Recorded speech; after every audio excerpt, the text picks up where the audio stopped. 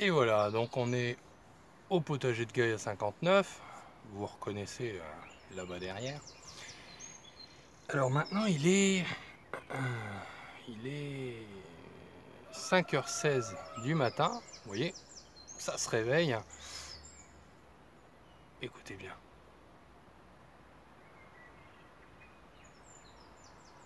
On entend les petits oiseaux. Bon, la vie humaine commence à arriver aussi. Mais malgré tout, petit gilet quand même, hein, parce que la fraîcheur du matin, l'humidité de la nuit fait que bon, il fait un petit peu frisqué, enfin c'est qu'une impression. Alors l'intérêt c'est quoi? C'est très calme le matin. Et au matin, on a beaucoup plus de boulot. Puis surtout que en ce moment, l'une des particularités, c'est qu'il fait très chaud la journée. Donc travailler par un cagnard de plus de 29 degrés, c'est dur.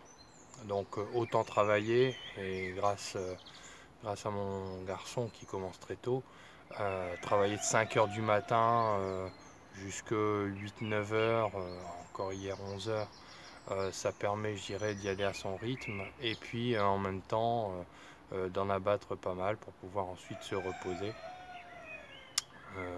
Voilà, parce qu'il fait très très chaud. On se croirait même carrément dans le sud, alors que dans le sud, ils ont, je vais dire, des, des grêlons en Poitou-Charentes, on a vu il y a quelques jours. Certains endroits, parfois, quand ils ont des orages, ils ont des inondations. Donc dans le nord de la France, on n'a franchement pas à se plaindre. Et ceux qui se plaignent, je ne comprends pas, hein. Donc, alors là, on pourra peut-être se plaindre si d'ici quelques temps ça continue, parce qu'on aura malheureusement pénurie d'eau, donc pour les jardins ça va être un peu compliqué.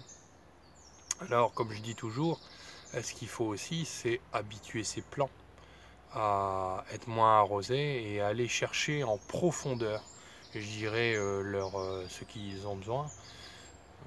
Parce que d'un autre côté, si vous arrosez tout le temps, alors déjà superficiellement, les racines ne se développent pas dans les profondeurs et elles restent en surface, donc vous aurez des plants qui seront plus chétifs et en même temps qui vont au moindre coup de vent, je dirais, être déracinés, mais aussi des plants qui vont être tellement habitués à ce que vous leur donniez de l'eau dès le moment où ils ont soif, automatiquement ils ne vont pas s'habituer à la sécheresse.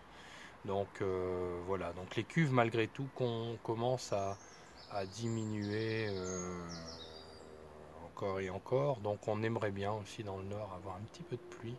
J'ai bien dit un petit peu, hein, donc un petit peu. Alors c'est-à-dire pas suffisamment pour avoir le mildiou, et ouais, mais malgré tout suffisamment pour, je vais dire, remplir un petit peu les cuves. Ce serait bien. Voilà. Alors mes réflexions du jour vont se baser sur plusieurs choses. Quand il fait chaud comme ça, l'un des points essentiels, c'est le paillage. Eh oui, le paillage, alors bon, bien sûr, le paillage, il est de toutes sortes. Alors des fois, vous avez les, les mauvaises herbes, adventices plutôt, hein, ce sont en fait des plantes dont on ne sait pas ce qu'on peut faire. Eh bien c'est tout simple, hein. Ce qu'on peut faire c'est du paillage. Après on peut, donc en fait vous les arrachez, vous les mettez sur le sol parmi vos cultures. Ou au pire, moi ce que je fais pour qu'elles se décomposent plus vite, pour en même temps faire un engrais, je les mets dans un seau, vous pouvez, ou alors dans une grande poubelle, et puis avec une cisaille, moi je les coupe en petits morceaux, puis après je les remets autour des plantations. Comme ça, au moins, elles se décomposent un peu à la fois et en même temps, elles donnent les propriétés qui sont renfermées dans, dans la plante en elle-même. Alors, soit on les utilise en paillage comme ça, ou alors moi ce que je fais également, c'est que euh, j'ai découvert un truc qui est quand même assez hallucinant dans les magasins.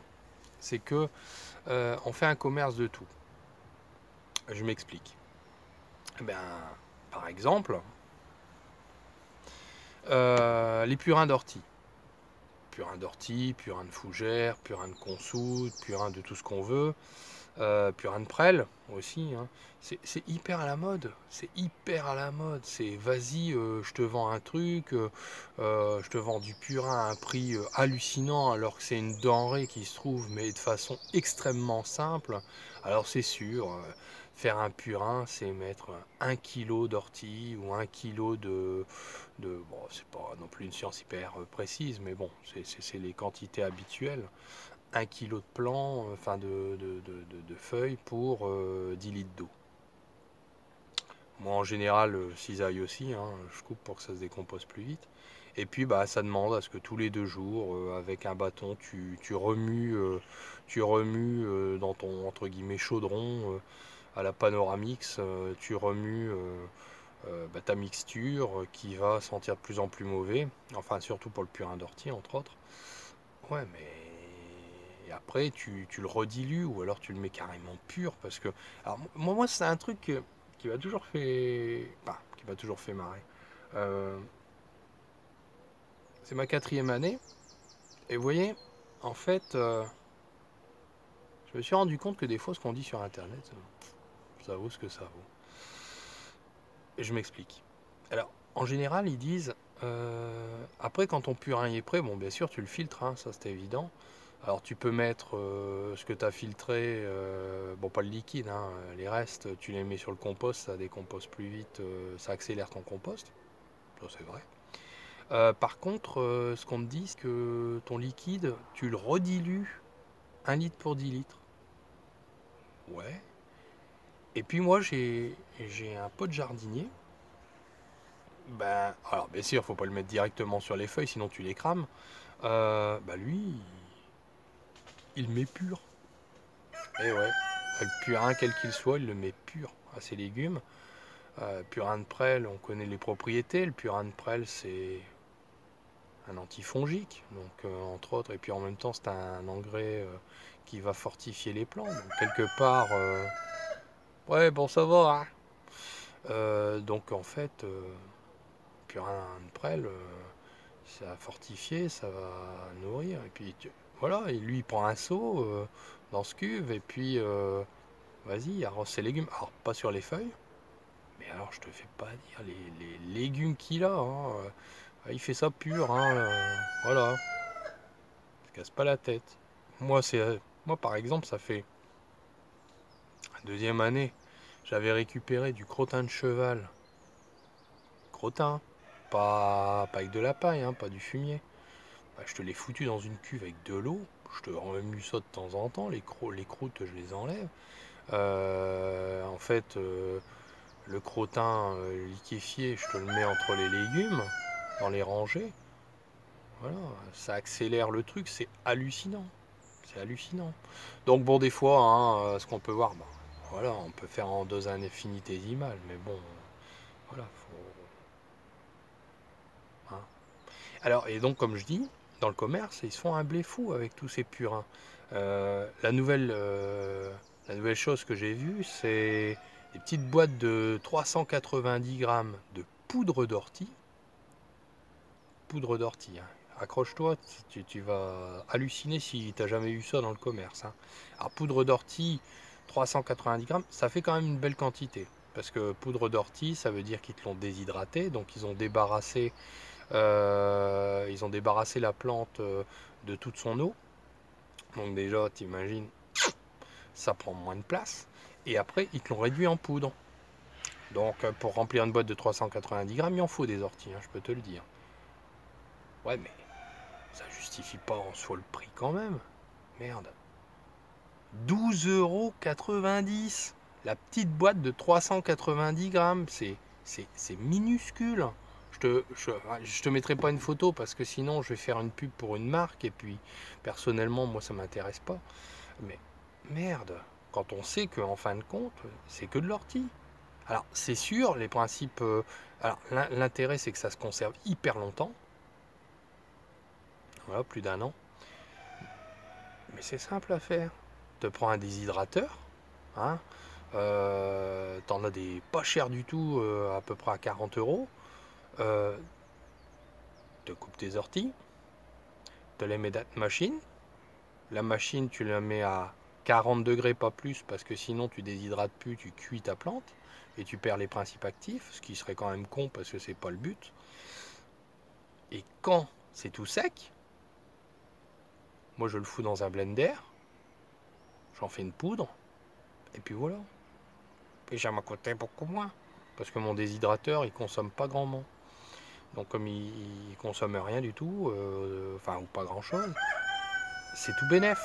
Donc j'ai ma poudre d'ortie, j'ai ma poudre. Alors je fais pareil, poudre de consoude. Et là aujourd'hui, bah, comme j'ai beaucoup de prêle, on va se lancer dans la poudre de prêle.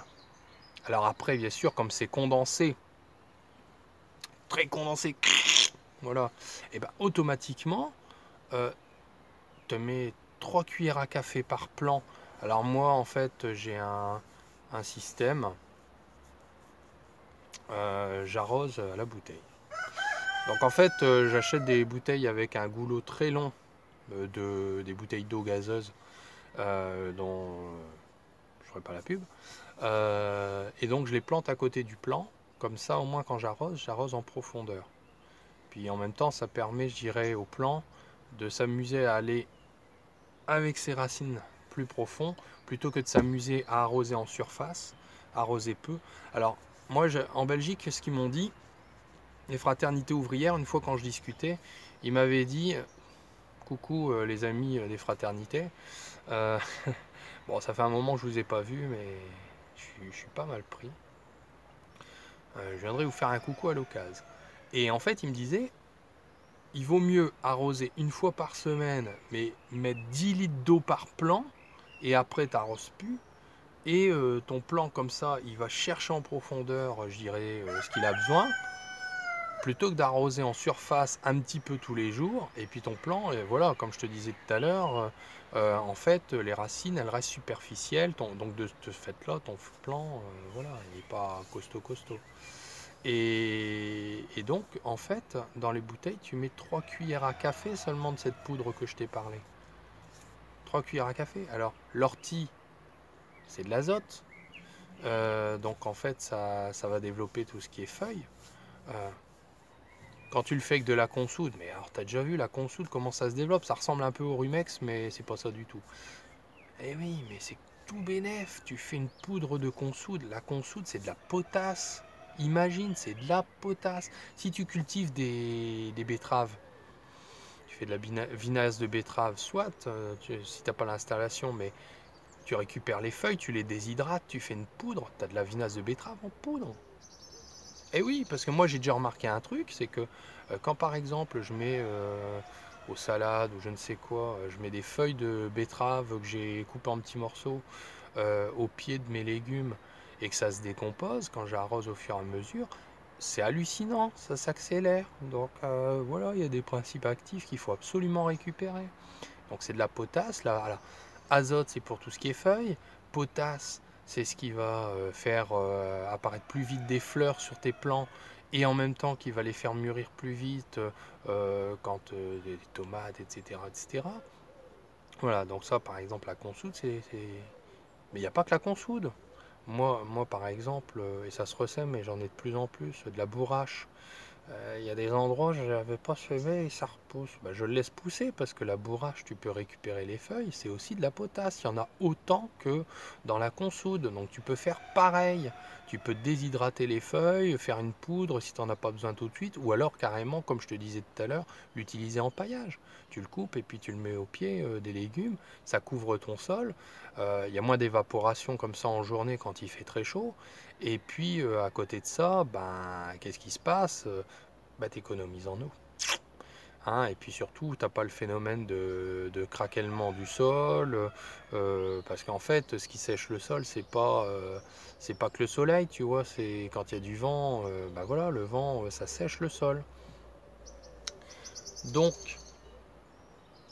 bah, je t'invite à faire du paillage. Donc, pas forcément, je dirais, acheter de la paille, du foin, tout ça. Bon, tu peux, hein, mais si t'as pas les moyens, il y a d'autres moyens de le faire. Hein.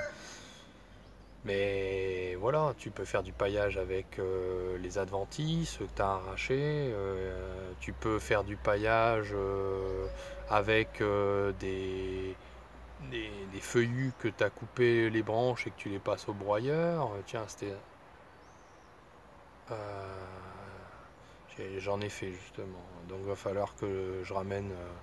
Parce qu'ici, sur les jardins familiaux, on n'a pas d'électricité. Donc si t'as pas un groupe électrogène et un broyeur de végétal, bah voilà, t'es un peu embêté pour ça. Mais bon, j'en ai un, mais il faut que je le ramène. Donc il faut que je ramène la remorque avec tout ça pour broyer les branches que j'ai coupées. Bon, ça fait un gros tas sur mon terrain pour l'instant, mais heureusement, il y a une parcelle, enfin un endroit où j'ai pas encore préparé le terrain pour la suite. Donc j'ai stocké les branches là. Et d'ici quelques jours, courant de semaine prochaine, bah, on va s'attaquer à ça. Donc le tour de jardin, on le fera, je dirais, lors de la prochaine vidéo, dans 2-3 jours. Mais bon, donc je voulais partager cette chose-là avec toi, parce qu'en fait, c'est vrai que de faire voilà, ces engrais, ces poudres et tout ça, c'est le top. Ça te permet au moins de faire des économies, ça coûte pas cher, parce que bon, un déshydrateur, t'en as pour 40 € à peu près pour celui premier prix. Et puis voilà, puis quand tu vois qu'une boîte d'engrais condensé, c'est 12,90, voilà, c'est tout bonnement hallucinant. Donc, à côté de ça, je vais dire la prêle. On continue. Après la consoude, labourage qui est potasse, bah, on a la prêle. La prêle, je vais dire, ça fortifie tes légumes, mais en même temps, c'est contre les champignons. Contre. J'aime pas trop parce que les champignons, c'est utile. Hein. Ouais, enfin, il y en a qui sont utiles, il y en a qui ne le sont pas. Hein. Tu as des bons champignons, les très mauvais aussi. Hein. Un petit peu comme les adventices, il y en a un qui est. Mais on dit toujours, hein, adventice, c'est parce qu'on ne sait pas ce qu'il veut dire. Mais si par exemple tu as du lison, c'est que forcément, il y a une raison. C'est peut-être que ton sol est trop compacté. Parce qu'il faut savoir quand même que la racine de lison, elle t'explose le sol. Hein, mais en même temps, elle est chiante parce que je vais dire, quand elle pousse parmi tes légumes, elle te les enserre puis elle te les étouffe. Hein. Donc voilà, c'est pas forcément bon. Mais après, ce que tu peux faire, tu peux faire un paillage avec le liseron aussi, tu vois. Le liseron, tu peux très bien, par exemple, tu le laisses sécher au sol, enfin, je veux dire, sur un sol dur en plein soleil, et puis quand il est cramé, je vais dire, là, tu le mets près de tes cultures en paillage. Là, il n'y a plus de risque. Mais remets-le pas dans le sol ou sur le sol, parce que le liseron, ça se réenracine à partir d'une tige. Donc, bon, voilà. Tes mauvaises herbes, chéris-les, hein, parce qu'elles peuvent faire un bon paillage et il faut arrêter de les voir comme des trucs qu'il faut absolument éradiquer. Hein. Ça, c'est une grosse connerie. Puis alors après, moi, je vois tous ces jardiniers qui, au lieu de faire un paillage, boulot, je bouge la table. Oh, c'est pas un tremblement de terre. Hein. Tous ces jardiniers qui, parce que leur sol il sèche, qui se craquelle, qui devient dur comme de la pierre, bah après ils doivent s'amuser. Parce que ça, c'est le sport national parfois, c'est à passer le motoculteur 5, 6, 10 fois dans la saison, tu vois. Moi, je le passe pas. Non. Mon outil, c'est la grelinette. Et encore, si je vois que mon sol y est dur, après, j'ai inventé ce qu'on appelle le véloculteur. Tiens, il faudra que je te le montre. Je te le ferai voir lors d'une prochaine vidéo. C'est une tuerie. Et ça, euh, il y a quelqu'un qui peut le confirmer parce que je lui ai montré hier. Il a gagné du temps. Il y avait la flemme. Il y avait la flemme de sortir son autoculteur. Je lui ai dit, hop, hop, hop, hop, attends, je te ramène un truc, je vais te montrer. Et puis, je lui ai fait voir le vélocultor. Ah bah, il était content, hein. Très vite fait. Bah voilà. Donc, alors, comme je te disais, les champignons, c'est important parce que le réseau mycélien, c'est quand même ce qui permet à certaines plantes d'aller chercher dans des profondeurs extrêmes, je dirais, des oligo-éléments qui sont très loin pour les remonter à la surface. Un peu comme la consoude, hein. La racine de consoude permet à certains oligo-éléments de remonter à la surface, parce que c'est quand même des racines qui vont à plus de 2 mètres de profondeur. Donc je te dis, hein, si tu as de la consoude, crois pas qu'en l'extirpant avec un loucher, te va l'avoir. Parce qu'à plus de 2 mètres de profondeur, forcément tu vas casser la racine en essayant de l'enlever. Et bah, je vais avoir poussé, hein, donc fais-le pas, ça sert à rien, tu la laisses, hein. Tu peux pas faire grand chose. Donc, mais enfin, soit dit en passant, je vais dire, par exemple, pour tes plants de tomates, si tu déshydrates de la prêle et que tu le réutilises en poudre, que tu mets directement dans la bouteille, ça peut quand même, je dirais, aider pour limiter, hein, préparer le plant, qui soit plus costaud, je dirais, aux attaques de mildiou et autres. Bon, ça peut servir aussi, par exemple, pour l'oïdium. Tiens, l'oïdium, je vais te montrer, j'en ai sur. Je vais te mettre une photo là. À la fin, sur de la bourrache. J'en ai pas ailleurs, mais j'en ai là. Je sais pas, bon, c'est pas grave, hein. Là, je l'ai laissé. Il contamine pas les plants aux alentours, mais ouais, de l'oïdium. Donc, donc ça peut aider, la poudre de prêle. Qu'est-ce qu'on peut dire d'autre sinon?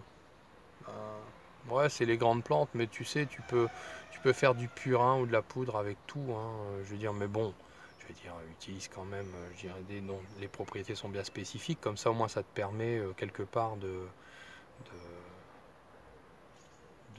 voilà, de cibler, je dirais, ton action. Après, bon, pour les purins, tu mets tout, hein.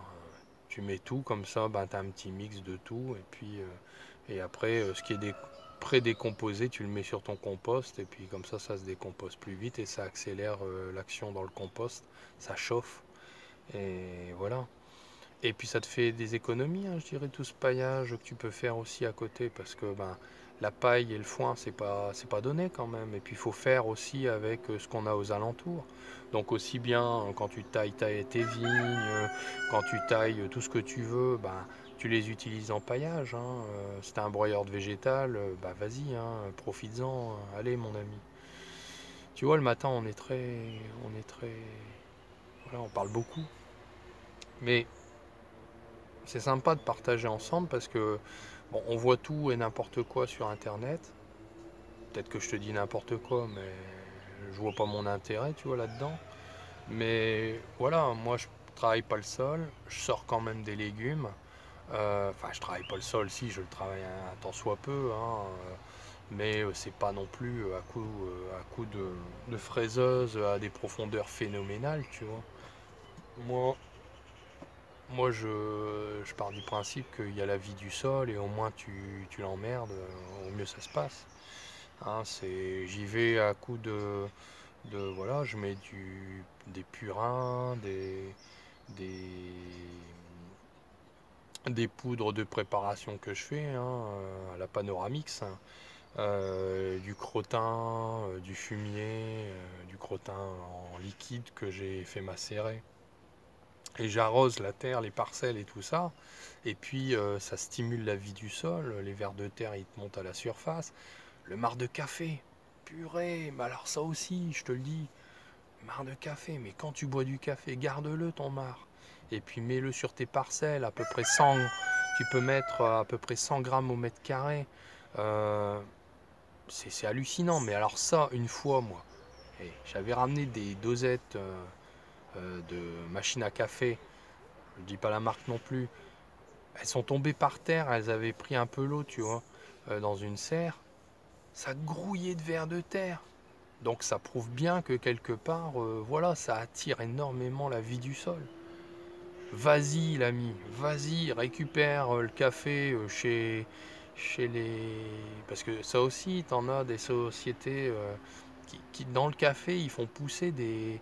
hein, en faisant un mélange avec, je crois que c'est ouais, de la paille, et ils mettent ça dans des sacs congélation, bon, ils te le stérilisent le truc, et puis ils te font des champignons. Hein, voilà, ça c'est la nouvelle expérience de cette année. J'ai récupéré je t'en avais déjà parlé, des troncs de peupliers. Et puis je vais essayer de faire des pleurotes. Mais voilà, Et le marc de café, c'est hallucinant. Ça aide, je dirais, à la germination. Mais attention, si on surdose, voilà, c'est l'effet inverse, c'est-à-dire que ça germine pas. Mais voilà, c'est des denrées. Tes déchets de cuisine, mais purée, mais arrête de balancer. Puis même, je dirais, le compost de surface, c'est top, tu vois. Ça stimule ta vie du sol, mais directement au niveau des légumes. Et puis, ça évite aussi que les limaces, elles attaquent de trop tes légumes, parce elles vont aller décomposer ça plutôt avec les cloportes, les colamboles, hein, toute la vie du sol, tout ce que tu peux trouver, tu vois. Les escargots, tout ça, plutôt que d'aller s'attaquer à tes plants de légumes. J'ai pas dit non plus qu'ils attaqueraient pas du tout, hein, mais bon, ce sera déjà moins. Donc voilà, c'est tout ça que je veux partager avec toi parce que quelque part, il y a des sociétés voilà, voilà, bah, c'est normal, c'est des sociétés, il faut bien qu'ils se font de l'argent. Mais si t'as pas les moyens, dis-toi bien que c'est pas fini la vie, hein. T'es pas obligé d'avoir un gros tracteur, le truc qui défonce tout, hein, qui va te demander après, parce que ta vie du sol elle est toute retournée, d'y aller à coups de produits et j'en passe et des meilleurs parce que tu as des attaques dans tous les coins. Non, non, c'est pas une obligation, hein, tu sais, t'es pas un industriel, hein. Toi, tu veux faire du bon légume, tu veux avoir un légume qui a du goût, un légume qui est juteux, un légume qui a une âme parce que tu as donné tout ton amour. Si tu bousilles ta vie du sol, hein, puis c'est en plus moins d'entretien après. Parce que quelque part, un sol qui sèche pas, c'est même pas de binage parce qu'on dit un binage vaut deux arrosages. Bah, je veux bien, mais parce qu'en fait, tu sais, avec ta binette, tu vas casser la croûte qui s'est faite à cause du vent, à cause de, du soleil qui a tapé, tout ça. Ouais, mais si tu as mis un paillage de tout ce que je t'ai dit auparavant, que ce soit des mauvaises herbes, que ce soit de la paille que tu as, ou du broyat, ou je ne sais quoi, mais attention, hein, avec le broyat, pas trop abuser, parce que s'il y a un, s'il y a un excès de carbone, on peut avoir une fin d'azote. Donc qui dit fin d'azote dit les légumes ils se développent plus. Mais bon. Et donc, comme je te dis, si tu couvres ton sol, tu n'as même pas besoin de faire de binage parce que tu vas écarter ton truc, ton sol il est resté nickel, tu vois. Et même humide. Moi je remarque que mon sol, quand j'écarte le paillage et puis que je travaille un peu le sol pour essayer de planter un truc, bah en fait mon sol il est mouillé en dessous, tu vois. Donc il y a beaucoup moins de boulot. Et puis je suis pas obligé de tout défoncer. Bah, on n'est jamais obligé, hein. Moi au début, grelinette, grelinette, hein. Grelinette, ça aère le sol. Et puis à côté de ça, après, j'émiette un peu si c'est des cultures qui ont besoin de quelque chose d'assez fin. Sinon, voilà, je plante là-dedans et ça pousse tout aussi bien, hein. Je reviendrai sur certains trucs sur les semis aussi. Tu vois, cette vidéo est un peu longue, mais d'un autre côté, l'intérêt, c'est que on peut revenir sur des points essentiels. Je t'ai fait une vidéo il y a quelques temps concernant les tomates, les semis de tomates. Euh, j'ai remarqué un truc, c'est que souvent les gens ils dament leur semis pour qu'ils soient soi-disant bien au contact avec la graine. Ouais, c'est bien, mais enfin, tu sais, quand ça devient dur, les graines, je trouve que le taux de germination est pas bon de ce fait. Bah ouais, parce que dernièrement j'ai fait des haricots, j'ai rien damé, j'ai simplement pris mon godet, puis je l'ai soulevé, puis je l'ai laissé tomber pour dire que ça, tu vois, hein, ça se tasse un peu. C'était suffisant, hein. Parce qu'en fait, taux de germination quasi 100%. Donc voilà, ça c'est un truc, je trouve ça un peu con. Bah, puis en plus, comme tu brumises le dessus, soit de tes godets ou tes alvéoles, bah automatiquement, il n'y a pas besoin, ça va être forcément à un moment donné en contact avec la terre, hein, il faut arrêter. Puis la nature, elle s'amuse pas à vouloir être damée, donc comme je suis un amoureux de la nature et puis j'aime bien les randonnées en nature, quelque part, ce qui m'arrive assez souvent, c'est, bon, on va à son rythme, hein, j'observe la nature et La nature, elle est pas damnée, hein, je veux dire. Regarde un peu le sol des forêts. Alors c'est sûr, bon, tu vas pas faire de la culture maraîchère dans une terre de forêt, hein. Mais malgré tout, il faut quand même un peu observer et s'inspirer. Tu peux pas être comme eux, comme ça, mais voilà. Et bah, le sol, il est pas damé, il est mou, tu vois, il est bien, il est bien mou. Donc voilà, hein, c'est quelque chose. Il y a des choses qui me reviendront sans doute. Il y aura peut-être des choses qui se répéteront, mais c'est jamais négatif. Donc euh, voilà l'ami. Fais du paillage en cette période de sécheresse. Fais du paillage avec tout ce que tu as. Nourris ton sol. Ne t'amuse pas à retourner ton sol. Parce que déjà, premièrement, c'est que si par exemple tu es comme moi, que tu as un sol argileux, si tu retournes ton sol avec un motoculteur, ce qui va se produire, c'est que tu vas remonter les argiles et tu vas surtout aussi remonter les graines d'adventice. Je te dis, c'est pas mal, hein, mais je vais dire, quand ton sol il va se damer, tu vas avoir du rumex, parce que ça, le rumex, c'est la caractéristique première d'un sol qui est trop dur, c'est le rumex.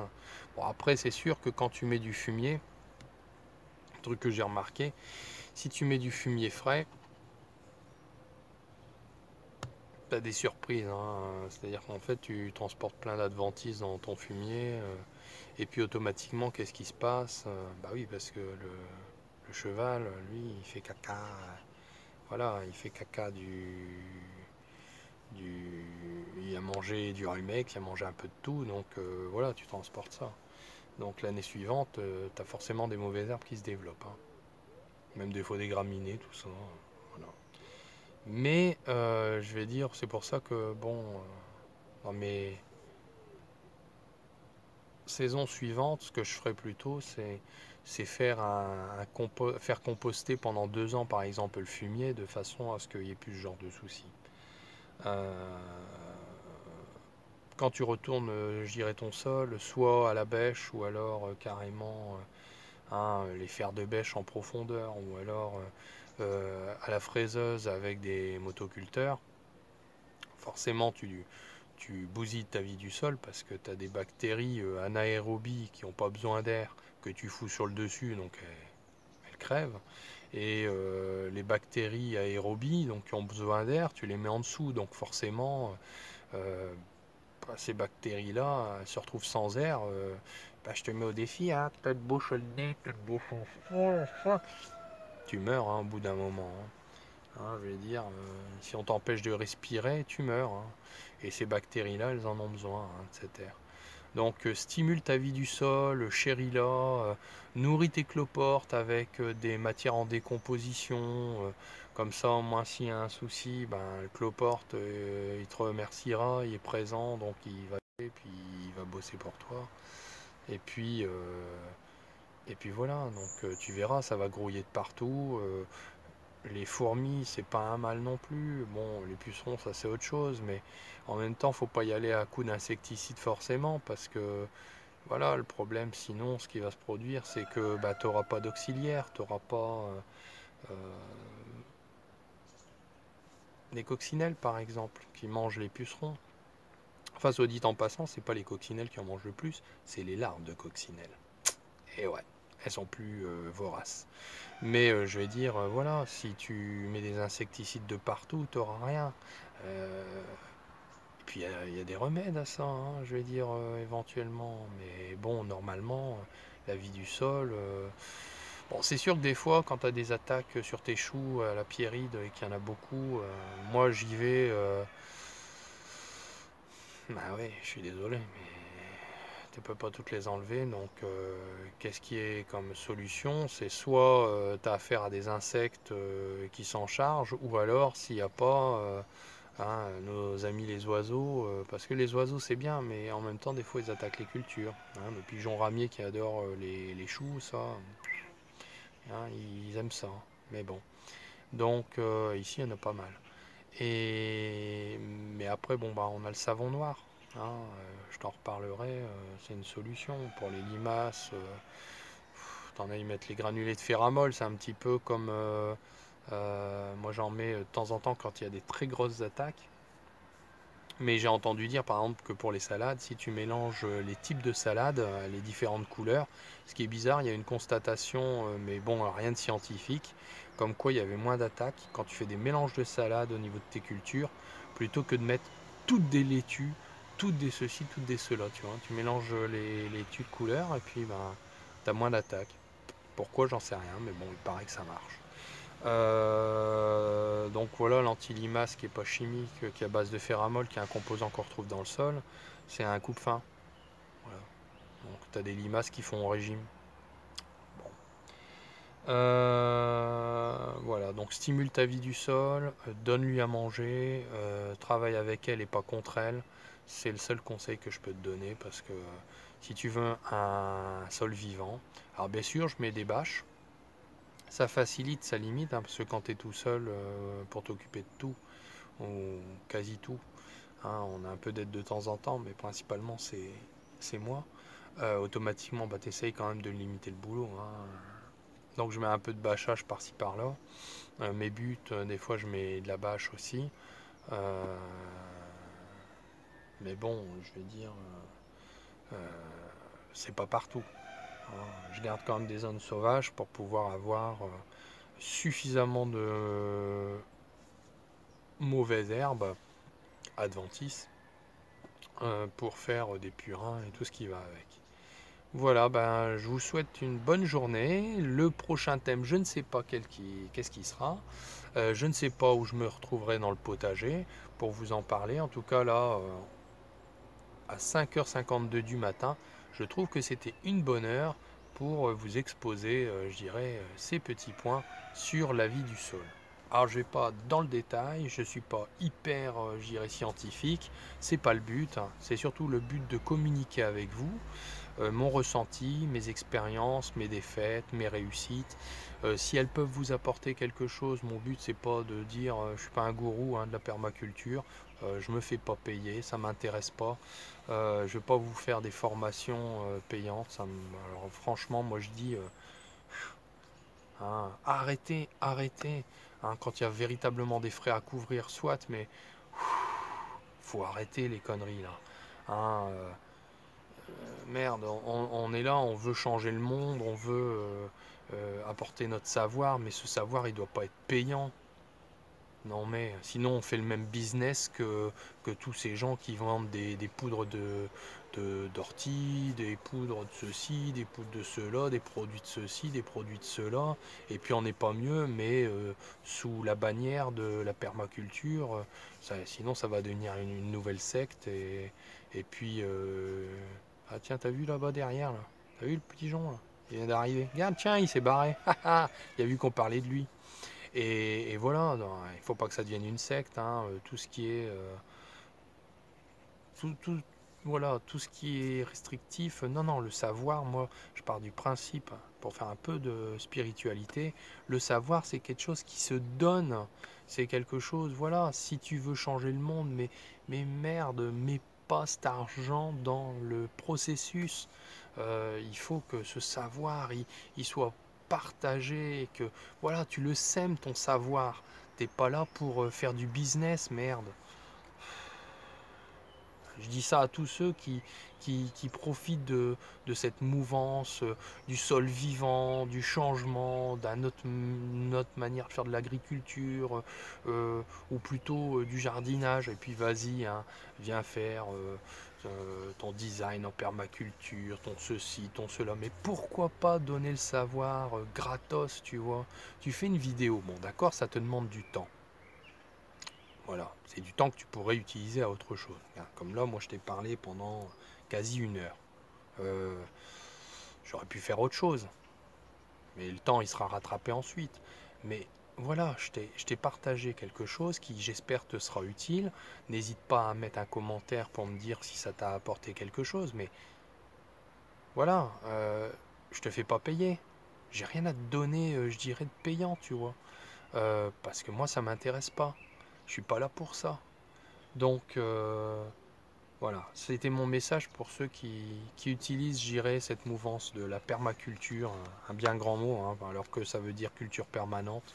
Ça veut dire que tu dois jamais laisser ton sol nu, Si tu le laisses nu, bah, tu sèmes un engrais vert, tu vois, comme ça, soit il y aura une action quand tu vas le tondre, eh ben, tu vas le réintégrer au sol sur le dessus pour qu'il fasse un paillage, et en même temps les racines par exemple elles auront été éclater le sol de façon à ce que ton sol il soit grumeleux.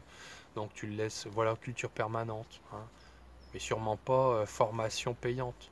C'est pas, voilà. Bon, je te dis, hein, s'il y a des frais de logement, de nourriture, je veux bien, mais voilà, ça devient un business et ça j'aime pas. J'aime pas du tout. Donc voilà, je me dirais pas permaculteur. Je dirais simplement amoureux de la terre, amoureux de la nature. J'essaye d'être dans le respect maximal. Euh, voilà. Je te souhaite une bonne journée. Je vais m'y retourner là parce qu'il y a du boulot, hein. On va tout préparer pour faire des semis de carottes bientôt. Et puis aussi refaire des haricots verts, parce que c'est la période, hein. En juillet tu peux encore, je voulais mettre des petits pois, mais j'en ai déjà fait. J'en ai pas eu des tonnes, mais bon, enfin soit. Mais j'en ai eu quand même pas mal. Euh, mais là en juillet, non. Non, vaut mieux pas essayer, on sait jamais. Et puis de toute façon, voilà. Donc on va refaire des haricots, mais là ce sera pas des haricots verts et flageolets, hein, de la gamme flamenco qui est chevrier vert amélioré. On a fait beaucoup de diversité d'haricots cette année et voilà, donc les carottes, les haricots encore à préparer. Euh, Peut-être encore d'autres petits trucs et préparer aussi toutes les cultures d'hiver, entre autres les choux. Puisque là on va arriver, là c'est tout ce qui est les choux chinois, je vais m'y tenter parce que j'ai vu que Pépé Dany, jardinier, et il demandait de l'aide.